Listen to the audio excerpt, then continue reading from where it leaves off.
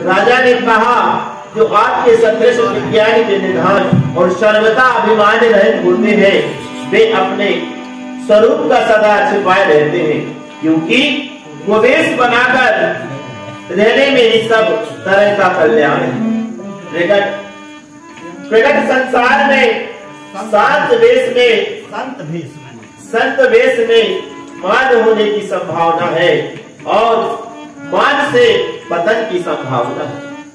इसी से तो संत और वेद पुकार कर कहते हैं कि परम अकिंचन सर्वथा अहंकार ममता और मान रहित ही भगवान को प्रिय होते हैं। आप शरीर के निर्धन भिखारी और ग्रहहीनों को देखकर ब्रह्मा और शिव जी को भी संदेह हो जाता है कि वे वास्तविक में संत हैं या भिखारी। आप जो हो सो हो, अर्थात जो कोई भी हो, मैं आपके चरणों में नमस्कार करता हूँ। हे स्वामी, हे भगवान, आप मुझ पर कृपा कीजिए। अपने ऊपर राजा की स्वाभाविक प्रीति और अपने विषय में उसका अधिक विश्वास देकर सब प्रकार से राजा को अपने बस में करके अधिक स्नेह दिखाता हुआ वह कपट तपस्वी बोला, हे राजन, सुनो, मैं तुमसे सत्य कहता हूँ, मुझे नहीं यहाँ रहते बहुत समय बीत गया।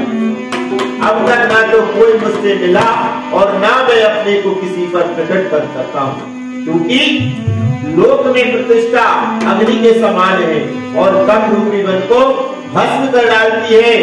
तुलसीदास जी कहते हैं, सुंदर वेश देखकर मूल नहीं, मूल तो मूढ़ी नहीं, मूढ़ी की है और चतुर मनुष्य भी धोखा खा जाते हैं। सुंदर मोहन को देखो, उसका वचन तो अमृत के समान है और आहार श्राप का है।